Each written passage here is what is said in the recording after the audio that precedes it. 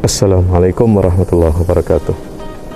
Ya, kita alhamdulillah saat ini berada di dalam Masjid Ayub Sultan. Ya. Kenapa disebut Ayub Sultan? Nah, ini masjid yang cukup fenomenal ya. Ada di lokasinya di komplek pemakaman sahabat Nabi Abu Ayyub Al-Ansari. Ya, sahabat Nabi Abu Ayyub Al-Ansari dimakamkan di komplek masjid ini. Kita akan lihat bagaimana komplek makam sahabat Nabi yang namanya Abu Ayyub Al-Ansari. Oke, kita ikuti ya. Ya, ini dari sisi luarnya ya. Kalau tadi dalam, nah ini tempat wudhu masjid. Nah, ini posisi luarnya. Wah, menaranya itu yang menjulang. Ini namanya komplek kawasan Abu Ayyub Al-Ansari. Ayo kita lanjutkan.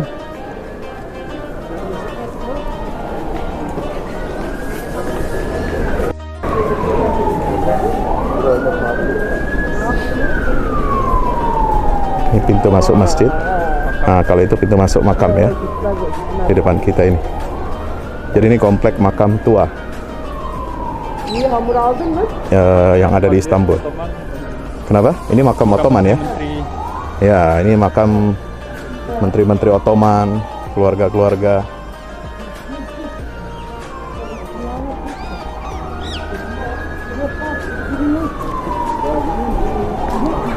Nah, ini keterangan tentang siapa itu Abu Ayyub Al-Ansari ya, dalam bahasa Arab. Masya Allah. Ini makam-makam keluarga, menteri-menteri, pejabat tinggi Ottoman. Dan biasanya dulu di wilayah sini ya, di depan istana ini, di depan masjid ini biasanya dulu ada upacara pengangkatan sultan ya, pelantikan sultan baru dengan pegang pedang Osman. Ya, kita lanjut nanti. Bentar, kita akan masuk ke makam ini ya. Iya. Assalamualaikum ya ahlal kubur wa inna insyaallahu bikum lahiqun aminun. Ini kita masuk ke komplek makam Abu Ayyub Al-Ansari. Masya Allah, luar biasa. Nah, ini beberapa artefak peninggalan ya, peninggalan dari zaman Rasulullah SAW. Nah, itu ini yang diambil dari Museum Topkapi ya, sebagian ada di sini, relik suci ya. Ini sebagian yang ada di Topkapi ada di sini. Ini peninggalan zaman Nabi nih. Nah, itu juga di situ ada bekas telapak kaki Nabi. Ya. Iya, itu telapak kaki Nabi.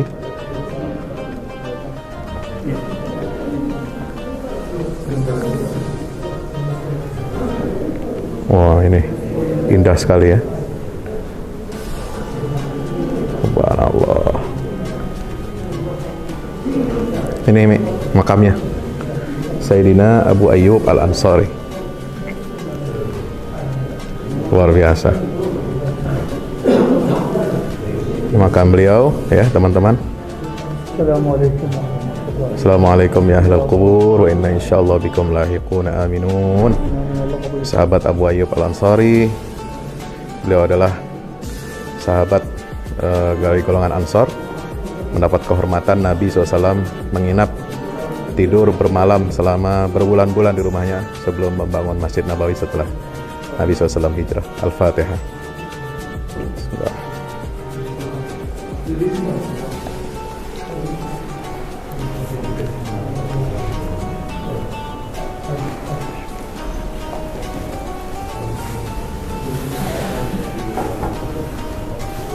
Ya, kita keluar ya.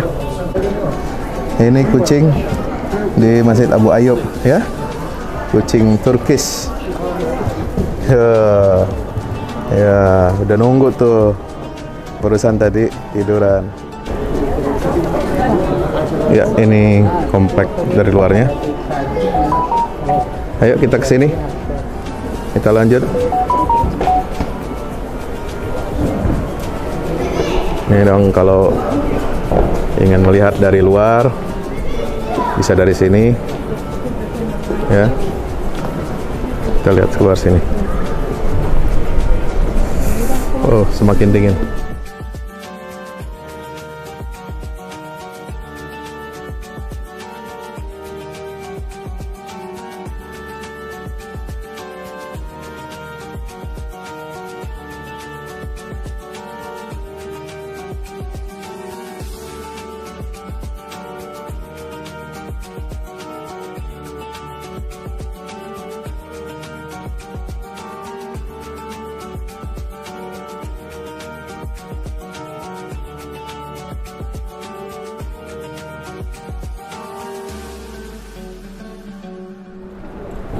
Assalamualaikum warahmatullahi wabarakatuh. Sahabat musafir dakwah yang dirahmati Allah Ta'ala.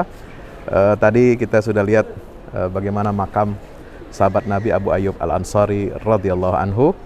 Beliau sahabat Nabi yang wafat dan dikuburkan di luar benteng Konstantinopel sesuai dengan wasiat ya beliau kepada panglima pasukan, yaitu Yazid bin Muawiyah bin Abi Sufyan.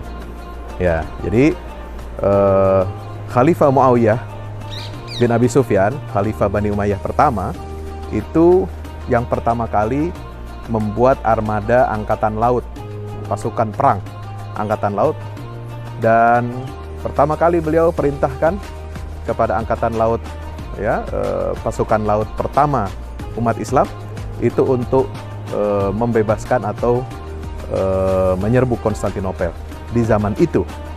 Nah, panglima yang dituju adalah Yazid bin Muawiyah.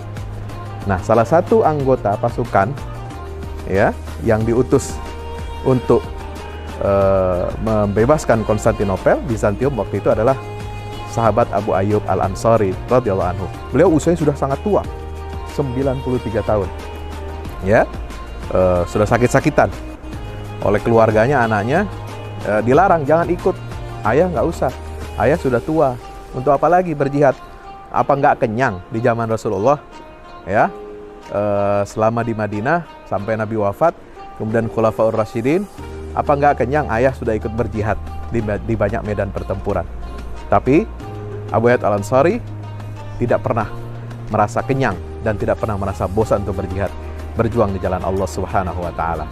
Beliau tetap ikut dalam ekspedisi Konstantinopel oleh Khalifah Muawiyah bin Abi Sufyan, dipimpin oleh Yazid bin Muawiyah. Inilah sejarah beliau masuk ke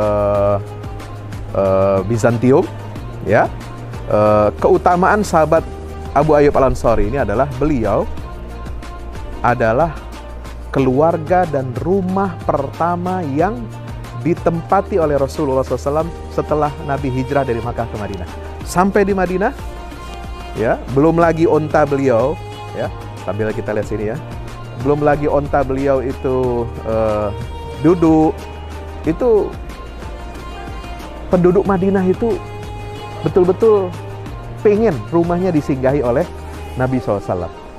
Ya, rumahnya disinggahi oleh. Nah, mereka berebut.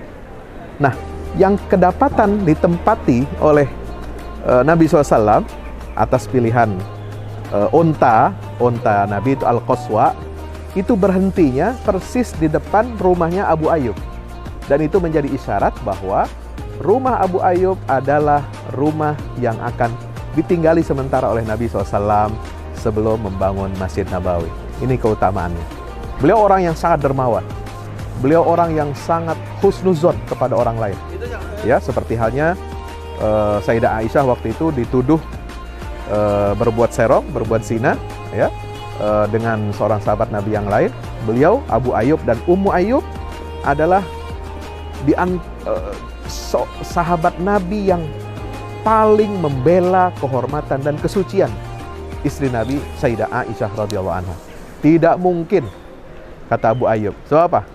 ya, engkau saja Ummu Ayyub, ya, aku percaya dengan engkau, kesucianmu, kemudian kehati-hatianmu, kesalehanmu. Masa saya tidak percaya dengan kesalehan dan kesucian istri Nabi SAW, Aisyah radhiyallahu anha. Maka beliaulah yang membela gigih bagaimana Aisyah itu betul-betul tidak terlibat sama sekali dalam apa yang dituduhkan oleh kaum munafikin. Nah, jadi perjuangan beliau itu sangat luar biasa, berjihad sampai kemudian ikut dalam misi pembebasan Konstantinopel. Alhamdulillah, hari pertama saya sampai ke sini di Istanbul, sebelum ditaklukkan oleh Sultan Mehmed Fatih, beliau sudah menaklukkan hati orang-orang yang ada di Bizantium ini sebagai tunas tumbuh kembangnya Islam di seluruh daratan Eropa, insya Allah. Wassalamualaikum warahmatullahi wabarakatuh.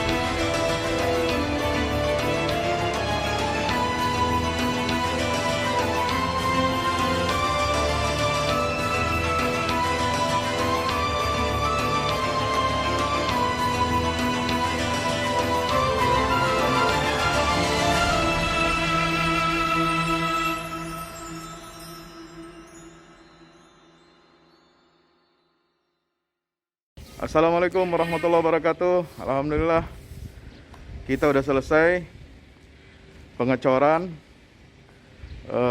rooftop ya. Itu apa? Tangga buat ke bawah. Yang ini di atas buat toren 2 biji. Ini semua udah dikeliling tembok.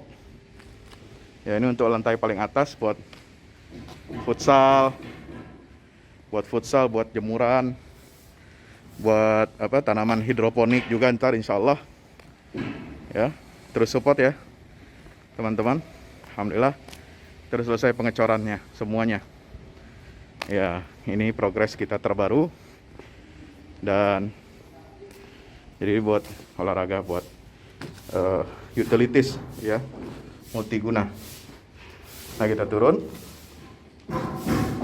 sini semua. Ini lantai 3. Ini untuk asrama, ya, untuk kamar-kamar, dan nah di situ musola. Nanti di situ musola, ya. Ini kamar-kamar dan musola buat santri-santri tahfiz kita, insya Allah.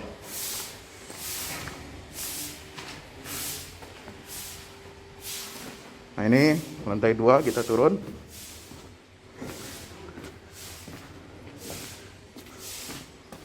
Ini untuk kelas-kelas ya.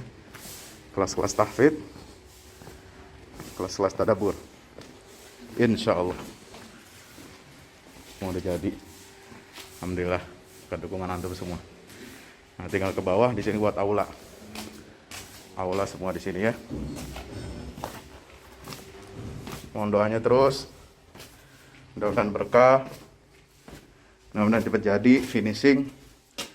Kira-kira finishingnya ini butuh 1,5 M lagi ya, mudah-mudahan. Al-Fatihah. Al-Fahmu Institute mempersembahkan serangkaian buku karya Ustadz Fahmi Salim LCMA. Buku pesan-pesan tauhid untuk negeri di masa pandemi. Buku mutiara ilmu-ilmu Al-Quran. Ada diskon 20% untuk buku tafsir sesat 58 esai kritis wacana Islam di Indonesia dan buku kritik terhadap studi Al-Quran kaum liberal. Anda dapat memesannya melalui layanan WhatsApp di nomor 0877 063 7192 dengan format pemesanan ketik nama, alamat lengkap, nomor handphone, dan jumlah buku yang diorder. Ongkos kirim di luar harga buku dan menyesuaikan wilayah dengan paket standar. Lampirkan juga bukti transfer Anda ke rekening BNI Syariah di 0631 748573. Tunggu apa lagi? Pesan sekarang.